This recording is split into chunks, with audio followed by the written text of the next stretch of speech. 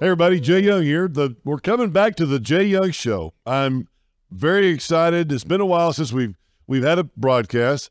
I'm bringing in an incredible guest today. I mean, we talk about real experiences, real people, real experiences, and I'm going to bring in a guy today that has had a lot of experience in Major League Baseball and investing in real estate. So this is a great episode, and I'd like to introduce Logan Verrett. Verrett, right? That's right. Yeah. Hey, Jay, how's it going? Thanks for having me on. Absolutely. I'm so glad to have you on. I tell you, it's going to be exciting because people are, I'm sure they're going to be really, going, oh, wow, this guy played Major League Baseball. That's pretty cool, and to know what goes in and how did he get there, number one, but then number two, we want to talk about that second career of real estate here in a second, but you grew up in Corpus Christi. You were the ace pitcher for your high school, and you guys went 18-0. Is that correct? So we actually went at 42-1. I went 18-0 personally on the mound that year. Okay, 42-1, and then you weren't the one, so that's good. That's good news. That's right. Yeah, but you went 18-0. Okay, well that's a great year, man. That is awesome. Yeah, it was fun. I mean, still to this day, I'm real close with a bunch of my high school buddies, and we get together usually at least once a year, catch a Cowboys game or something like that. But man, I mean, geez, to be 17 years old, 18 years old, and to go on a run like that with your best friends, that was pretty cool. Yeah. So did you win? Did you win state, or did you lose that last game for state? Or no? So we the only loss we had was preseason. We went all the way to state championship game, and we ended up 10-run rule on the team we were playing. We won 11-1 in 5 innings. Oh my gosh! Wow, that's awesome. Well, yeah. That's a great deal. Somebody said not long ago, I can't remember where I heard it, but it was like, it doesn't matter. You got to win the last game. The last game of the season, you got to win that game. That's the most important one. So you guys won it and won the state championship. That's great. The last day. That's right. Yes, sir. So growing up, were you just like a super freak or something, or just because you go to high school, college at Baylor, we're going to talk about in a minute, then Major League Baseball. I mean, growing up, did you throw like, 200 pitches a day? How did you become a pitcher? What happened? Yeah. No. So, growing up, I wasn't a freak, baseball player. I loved the game. I loved competing. I was always good, but for the most part, I was kind of undersized growing up. And so I kind of had a battle to like keep up with the guys who were bigger than me, stronger than me, faster than me, which I think was a motivating factor, deep down and combined with like my passion, my love for the game. I just competed and did my best. I didn't pitch really until, probably my junior year of high school, I guess. And that's when, I kind of had a growth spurt, started pitching, started throwing the ball a little bit harder, and caught the eye of, I guess, some colleges, and got the chance to pitch in front of some scouts. And I got the opportunity to go to Baylor, like you said. And I mean, it wasn't still there. I wasn't anybody, I still had to prove myself and fight for playing time and all that. But I think I've always had that, that desire to be the best. And I think not being the best at a young age, like, just always continually pushed me throughout the years to kind of get to that next level. Right. So when you started in high school, did you just decide this is it, I'm going all in? Because I was in high school too, and I pitched, and I was like, hey man, I could, but man, I didn't go anywhere. I didn't do anything, like you did, but I didn't really work at it or had a work ethic like you. Is that what you would, how do you set yourself aside or different from everybody else? What do you think got you to where you are or where you were, and a difference between that and other athletes? Yeah. That's a good question. I definitely, I owe a lot to my parents. I remember going up with my dad up to the field. I'd stay after practice. I would get there before practice, and we would just put in extra work. We did that for years. I mean, literally as long as I can remember, we were doing that, and just getting extra reps. And for me, it it was just fun. I enjoyed the game. It wasn't even like I want to go get better. It was just, I want to go keep taking reps because I enjoy it. Like, sure, I want to get better. And that's a good side, victory, I guess, to be doing all that stuff. But my mom, she would take me weekly to lessons, drive me 20, 30 minutes to, in town there in Corpus Christi. And again, it was just repetition and just not just being content with, the team practice, but being willing to put in that extra effort. And like I said, I owe a lot of that to my parents because they made that available for me at a young age, middle school, high school. And that just, like I said, once I got to where I was pretty much the same size as everybody else, if not a little bit bigger, after my growth spurt late in high school, it all just kind of started to click, I guess, really at the right time too. Right. Well, you hit the nail on the head because you said that, you weren't just content with practicing, that you would do things afterwards, because I was not only content, I didn't even want to practice. You know what I'm saying? I mean, like, I don't want to, I'm not even content with practicing, much less going after practice or showing up before or after. That was great. So that's really good to say that, that's something that you've done and something that you did other than and put yourself or set yourself aside from other athletes. So that's great. So what about difference between high school? Was there a lot of difference in high school and because you're going from Corpus Christi to Baylor, big 5 school, Power 5 school, you're Big 12. I guess you're in the Big 12 back then. Yep. All right. Yeah. So it was a big jump for sure. I will say that my high school coaches did a really, really good job of preparing me for what to expect and just being ready from a work ethic standpoint to a discipline standpoint to, just the mindset of what you would have to take into being successful at the next level. My high school baseball coach is the all-time winningest high school baseball coach in Texas. Oh, wow. And so, he's been doing it for years. He knows what he's doing. My pitching coach played minor league baseball. So, yeah, I kind of had a good, mentors back then to look up to and to learn from to get me ready for Baylor. That's not to say that there wasn't a big adjustment when I got there, because there certainly was. But my mindset when I got there was, I'm going to find that guy on the team that I want to be this year, next year, definitely by my junior year. Right. And I'm going to gravitate towards him. I'm just going to be connected to him at the hit. When he's at the field, I'm at the field. When he's working out, I'm working out. When he's throwing, I'm throwing, so that's kind of what I did. And I remember our pitching coach, or our head coach was our pitching coach. Our head coach and our strength coach paired me up with him. His name is Kendall Volz. And to this day, he still has, an effect on, just on me.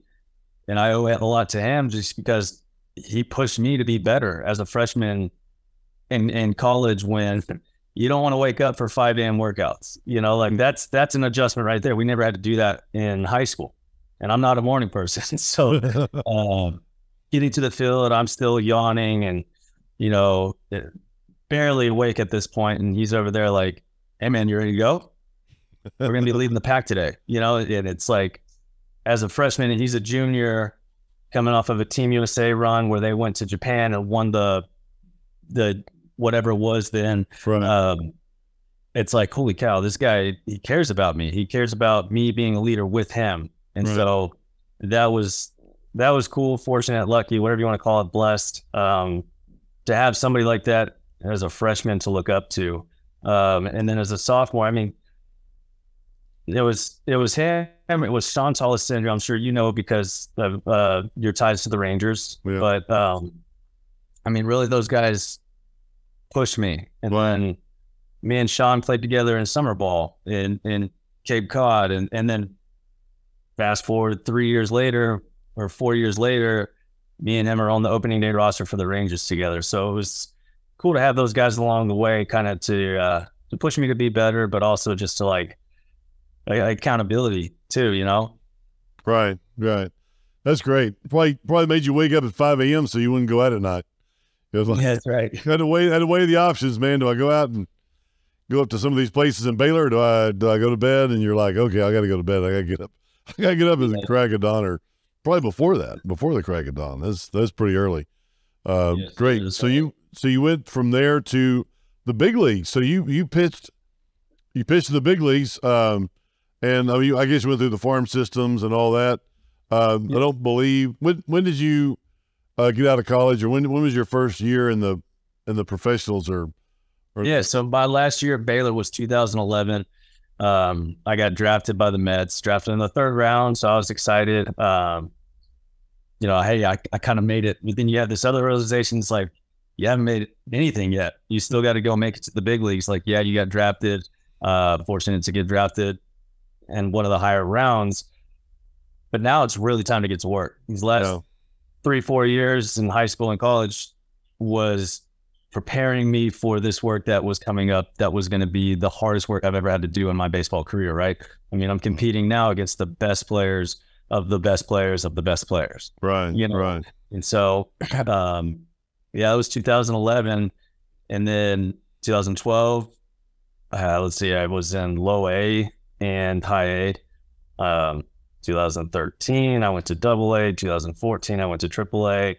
So I was doing everything. I was kind of progressing amongst the ranks, I guess, as quickly as you could have hoped. And then in 2015, I actually got picked up by the Rangers through what they call the Rule 5 draft. And I won't bore the people listening that don't know what that is.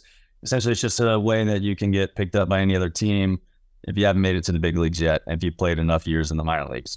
And so I got picked up by the Rangers, and man, talk about a dream come true to be debuting for a team that you watched growing up. Being a Texas guy, going to Baylor, it was very cool. And so, I don't know, looking back on it, I get chills thinking about the whole process and replaying it all in my head, and calling my wife and telling her, hey, I'm heading to Arlington tomorrow. Oh my gosh. That's awesome. So through Round Rock, through the whole series, and then you go to Arlington. So what is your number one biggest surprise or excitement or thing that happened to you in the big leagues? Oh man, that's a good question. I know you got 1,000 stories. I love baseball, guys. Me and my wife were part of the ownership group of the Rangers for 3 years, and we enjoyed it. Traveled a lot with Nolan Ryan and all these guys. But the one thing that you'll have to know is that any athlete has thousands of stories. I mean, a campfire would run out of wood before you went through even a small part of the stories, because these guys are just incredible. I mean, from the locker rooms to the road shows. It's just so many different stories. But is there anything that really just, Logan, just steps out in your mind about the excitement about Major League Baseball? Or yeah, no, I mean, you're absolutely right. You get a handful of baseball guys in a room. We're gonna shut the place down with just the stories. They'll be going on for days. Personally, for me, I think my favorite story or experience, I guess, would have to be getting to Arlington. It was only an exhibition game too. Okay, so there's two. Number one was my first time to really step foot on a Major League Baseball field as a part of a Major League Baseball team, and that was with the Rangers in 2015. It was an exhibition game. The season hadn't even started yet. We had 2 exhibition games. And I had just gotten off the flight, went back to my house, dropped my bags off. And I haven't even been with the Rangers for more than 24 hours. I walked into the clubhouse, met the team. Mike Maddox, the pitching coach at the time, looked at me and said, "Hey, can you start tonight?" I said, "Yeah, sure. I'll do anything you want me to do tonight. I'll start. Absolutely." And so here I imagine what you're feeling like right then. Mike Maddox, which I love Mike. He's a great guy. Yeah. But hey, can you start tonight? I can just imagine what the look on your face was, or your heartbeat. The whole thing. As a Texas Ranger, as a Major League Baseball player, would you mind starting tonight? It's just that was probably epic right there. Well, I'm laughing, you know, I'm still processing everything that's happening. And, you know, I just met the coaches. I just met some of the players, and I hadn't started a game in a while. We had just wrapped up spring training. These exhibition games were going to be the last 2 games of spring training. And then we're on a flight to Oakland the next day. Actually, it was Friday night. Now I'm starting Saturday. We had one more game against the Mets. And then Saturday night, we're on a game, flight to Oakland for opening day. But yeah, it's Friday night. He asked me, hey, can you start? And sure, why not? I mean, I'm here. Let's do this. But here I am starting against my former team that drafted me at the ballpark in Arlington, where I dreamt I'd play one day, you know? So it was just like the coolest experience. I had my wife, my family in a suite right behind home plate that was graciously given to us from some family friends. And so, I mean, it was just so cool. I had everybody there that supported me along the way. I got to talk to my former coaches across the field before the game, and they, you know, had nothing but support for me as well, and they were happy for me too. And so it was just a very cool, wholesome feeling. That's number one. Number two is my very first real start, not an exhibition game, in Major League Baseball. It was the same year I actually went from the Rangers back to the Mets, not through a trade, but through the Rule 5 stipulation, which, like I said, is kind of confusing if you're not a baseball savant. So I won't bore you, but I got sent back to the Mets. And now I'm back in the big leagues with the Mets. This is later in 2015. We are leading the division. So we're leading the NL East at the time. And it's coming down to crunch time, where we got to make sure everybody's healthy for a playoff run. And they were going to give some of the starters some rest so that when the playoffs rolled around, they were going to be ready to go. So I was the guy that they called on to come in and kind of give those guys the rest. So I got to start. We're in Colorado, and we're playing the Rockies. And if you know anything about baseball, you know Coors Field is not a pitcher-friendly park. It's mile high. The ball flies out of there like you're on a Pee-wee field. So I was excited but nervous at the same time, because it's kind of a tall order just to pitch there in general, but to debut there as your first big league start. It was kind of intimidating, but it ended up being amazing. I went 8 innings, gave up 1 run. It was like one of the coolest. I'd already pitched out of the bullpen a bunch of times, and so I had that experience of pitching in the big leagues, but I hadn't started a game yet, right? A meaningful game for a team that, you know, was in a playoff hunt. And so that's the game that everybody still talks about. You know, if they talk about Logan Verrett being with the Mets, they're talking about the game that he threw in Colorado. That's awesome. 1 run in Colorado, because then you could always count on 5 or 6 runs per team or something. But so did you get the win? I got the win. Oh, there you go. All right. I was going to ask you, when was your first win? When was your first win? Yeah, it was very cool. And that was the last game of the series. So we had a happy flight back home. I got to enjoy it a little bit, and yeah, it was great. Well, good for you. I mean, I was with my friends too, like everybody that I'd come up with through the minor league system with the Mets, kind of all made it to the big leagues that year. Syndergaard, DeGrom had made it the year before, Steve Matz. I mean, I had all these friends and so it was a comfort thing too. Just knowing I could look in the dugout and see guys that I played with for the last 5-6 years, you know. That's great. That's great. All right. So one more baseball question. Then we're going to get into real estate. But how many pitches did you have? How many pitches? Yeah. How many different pitches did you have? So I have 5 different pitches. 5 different pitches. That's a lot.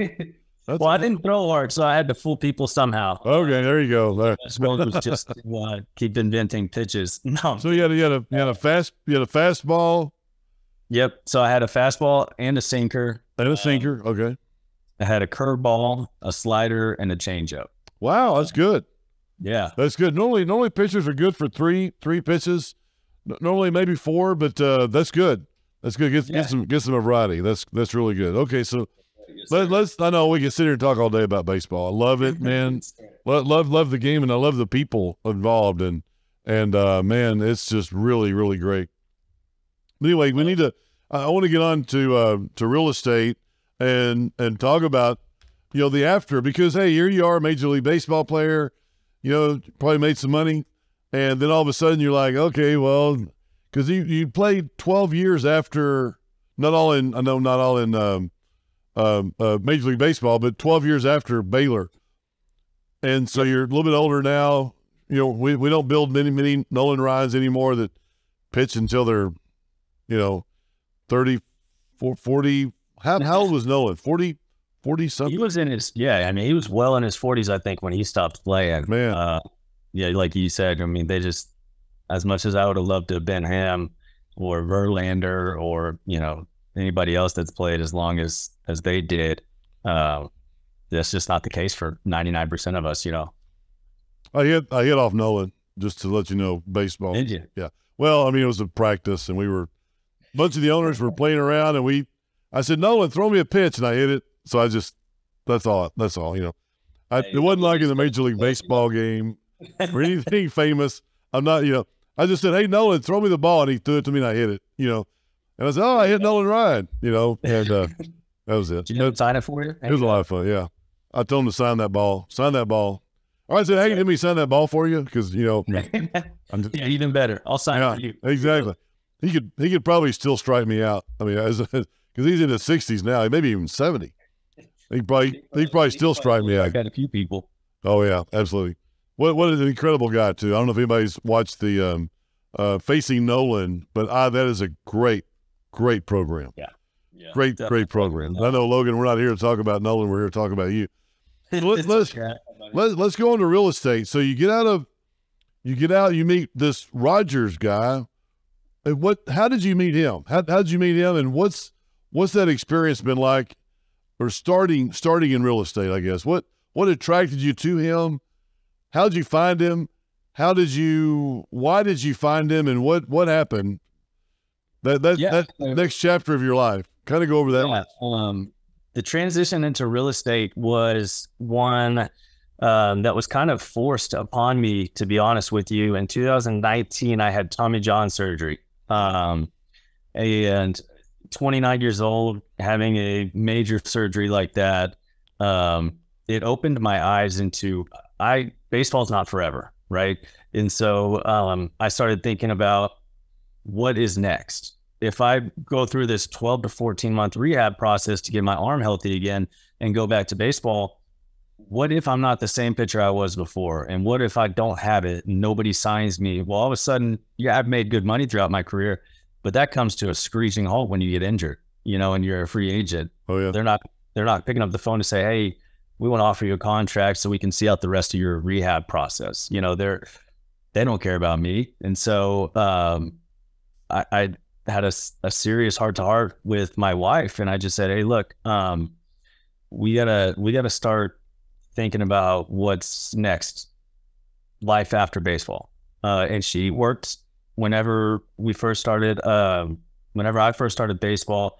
We had just gotten married, and she was the breadwinner. There's no doubt about that. She had a career in commercial real estate, and she was working with a pretty new commercial real estate firm in the Fort Worth area. Actually, I think she was like their third or fourth employee that they hired.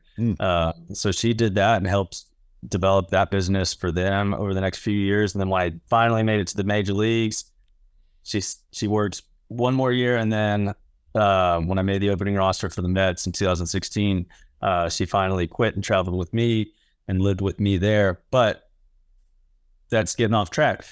2019, Tommy John surgery. What are we going to do afterwards? A good buddy of mine, he's an agent in Austin, called me and was like, "Would you ever thought about doing real estate?"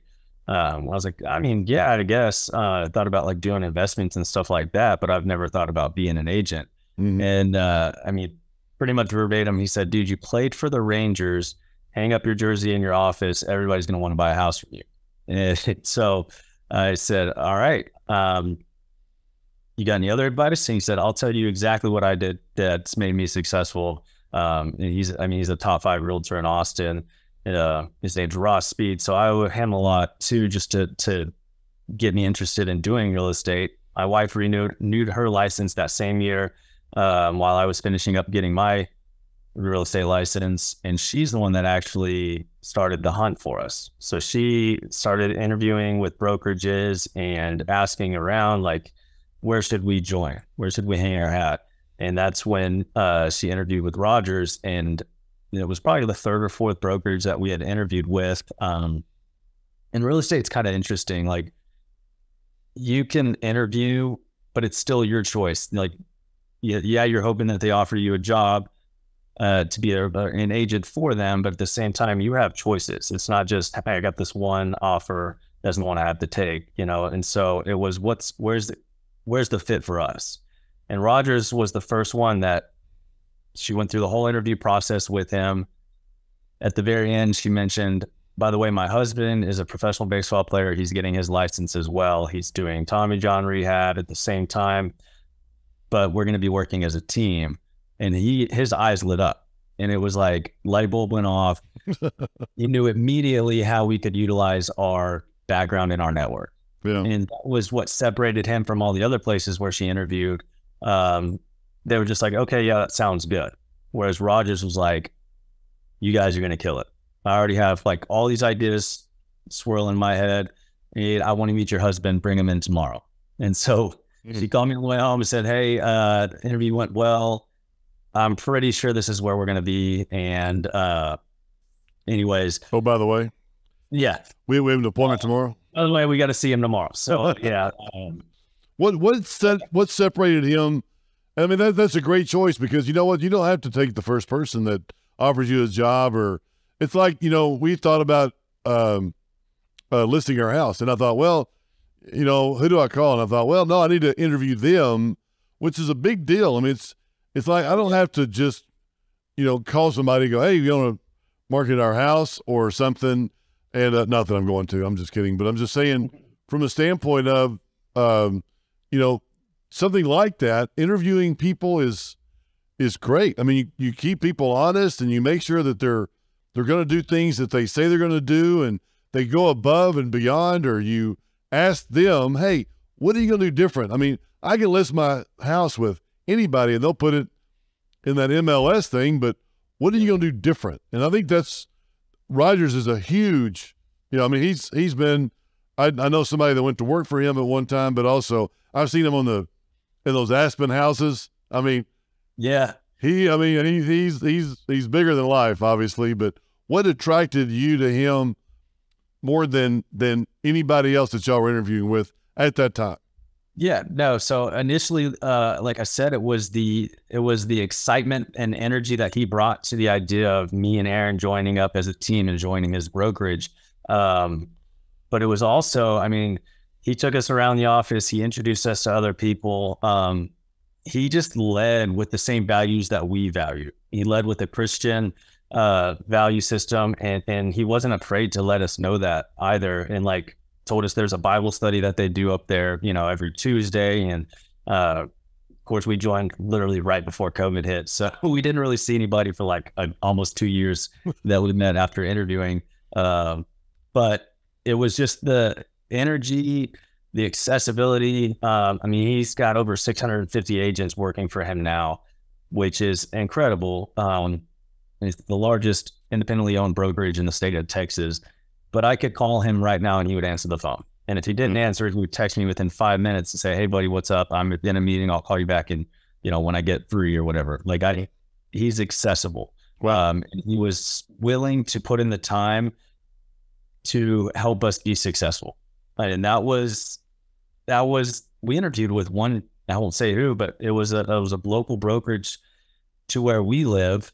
And that was really our top choice, because we don't want to be driving all over the Metroplex if we don't have to, right? If we can just stay in the Colleyville, South Lake Grapevine area, we would love to do that. But they straight up told us, like, we don't have time to train anybody. So like, you're better off interviewing somewhere else. And so that was just a one-time phone call with them. We didn't even go into interview, which I can understand and respect the honesty. But at the time, Rogers was telling us we got trainings every Tuesday and every Thursday. and you guys better be there. Like, if you guys want to be successful, and if you show up to these trainings, I promise you will learn what you need to learn to be successful in this industry. Yeah. If you're willing to put in it goes back to, I mean, the baseball, right? Like, be willing to put in the time that other people aren't willing to do. Right. So that was it. It was just the accessibility, the energy, the excitement, and the training too. Like, that was really important. We knew that we had a decent idea of how to do this, but we still needed somebody to hold our hand for the first. Oh, you got to learn how to do it. You just don't learn real estate just because, hey, you know, it's real estate. You got to learn how to do it. What do you need to do? Yeah. I mean, that's one of the best pieces of advice that I got back from a guy that, when I got my Series 7 license back in the mid 80s, not that this is about me, of course, but just the advice that he gave me was, hey, you know what? I can't train you. When you get your Series 7, I can't train you. Go to work for somebody else for 5 years, a bigger company that has training that you can learn from, and you get those skills and that base, because, you know, he was working for himself, trading stocks on the French Institute. We're 4 French institutions on the New York Stock Exchange. But he said, Jay, I can give you an office, but you got to do it yourself or flop. And I went to work for a bigger company, which is the same thing what that other guy did, which is great. And Rogers is giving you the training, I guess, that you yeah, absolutely. Yeah, he's helped us out tremendously. And I mean, to be honest, like, we feel like at home there too now, you know. Like, we get calls all the time and this isn't unique to us because we're good at it. This just happens when you're in this industry. Hey, do you want to switch brokerages? Hey, do you want, you know, blah, blah, blah. But we're happy where we are. Like, we really appreciate what Rogers has done to help us get to where we are in the industry. No, that's great. Good for you guys. Hey, so you said your wife's in commercial real estate, but he's more residential, right? That was back in the day when we first started. When I first started doing baseball professionally, and we had just been married. She was doing business development for a commercial firm. So this is back in like 2011 through 2015 or early 2016. And then when she stopped that, she didn't do anything real estate wise. We started our family. I was traveling for baseball still. She was traveling with me, and then she always had her license. It just had expired. So she just needed to renew that. And then when we joined up with Rogers, we decided we're just going to do strictly residential. And that's kind of where we stayed. So how's real estate now in the Dallas-Fort Worth area, and what kind of deals are you seeing, or what kind of, if I was listening to this podcast, which I hope there are a lot of people listening, and what kind of deals do you do, or what can I call you for? Well, whatever floats your boat, to be honest. You could do buying, selling, investment properties. We've done it all. We've helped people buy land. Buying and selling is the most normal one. I made a relationship with an an investor client last year when I was gone playing baseball. That was that was supplemental. That was easy. You know, I would just call on houses listed on lakes and on the coast, and they were buying them for Airbnb properties. So we had a good relationship there. And as far as clients back home that needed to actually go see properties, my wife was our boots on the ground here, and we had 2 other girls that work on our team with us, and so we were covered here. But yeah, I mean, if you saw an ad that said the Verrett team and it piqued your interest, but you didn't know if we could cover what you were looking for, I can almost assure you we can.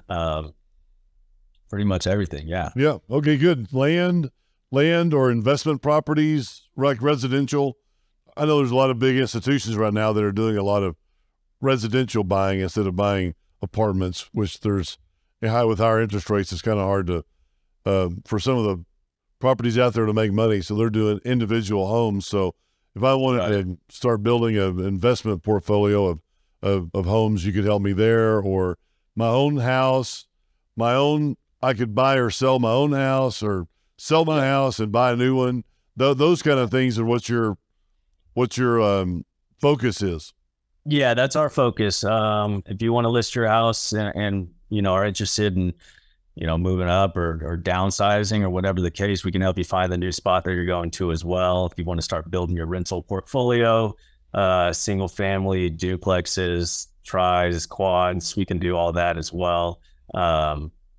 Second home, vacation home, we got you covered. We got agents literally in every major market that we've had relationships with. And we're very confident in referring, people out. So we've had clients buy second homes in Santa Fe, New Mexico, and we had them taken care of. And it was just, It was no doubt in my mind that, are they going to be taken care of how we want them to be taken care of, to our liking. And we just know for sure that they're going to do it professionally. And so whatever you need, even land, like I said, we have a whole RHA land and lake division now. And we've done a few land deals for baseball friends who are looking to build their forever homes, or even had a baseball buddy of mine that bought some land and built a wedding venue. So we can, literally, we do it all. Okay. Any particular hot areas right now for land?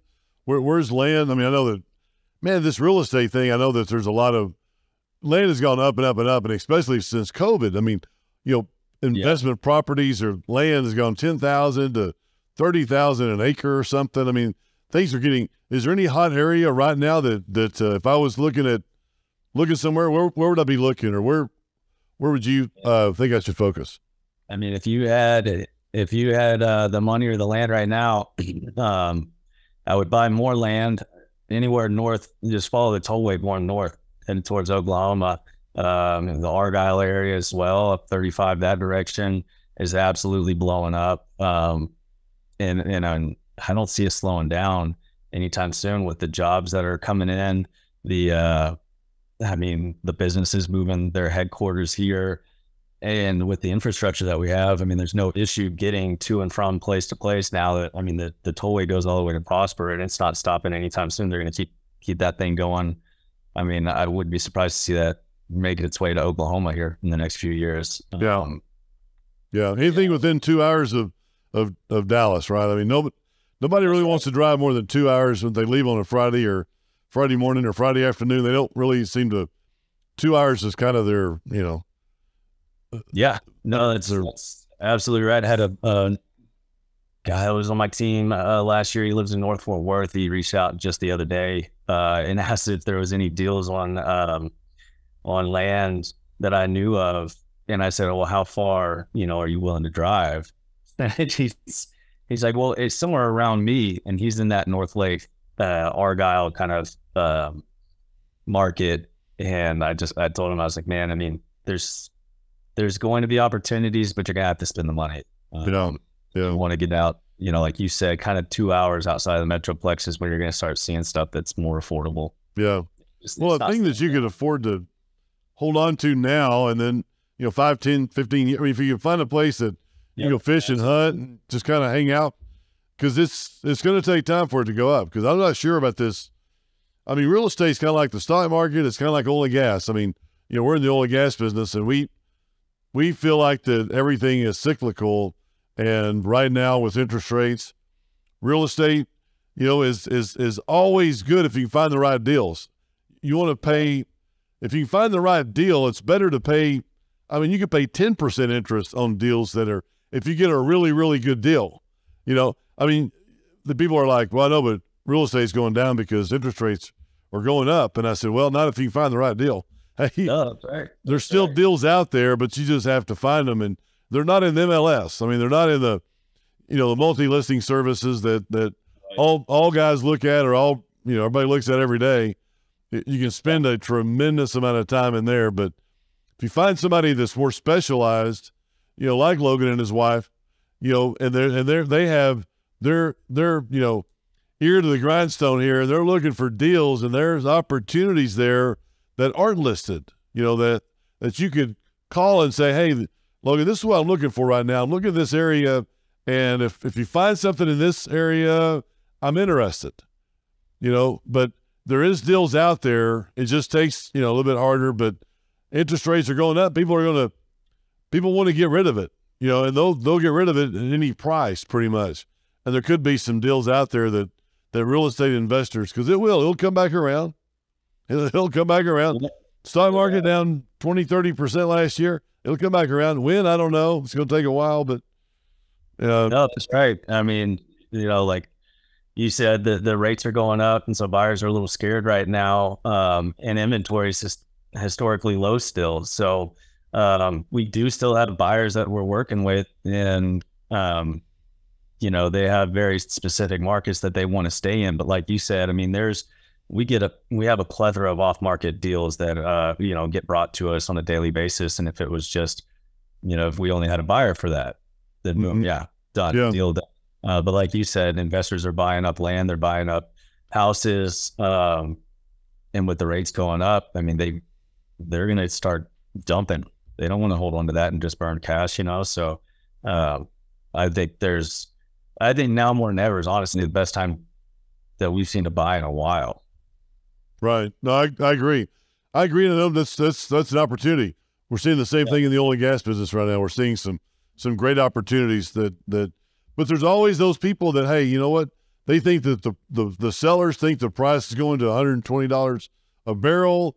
Mm-hmm. And the buyers are like, I know, but it's a 75, 80, you know, what if it doesn't go, you know? So there's always those people, which is 80% of the market, but there's still that 20% of the deals out there that they don't put them on the big listing services and oil and gas, just like multi-listing services for real estate, that you can still, but you have to have somebody that's motivated, that is in the game, that you can go to and talk to.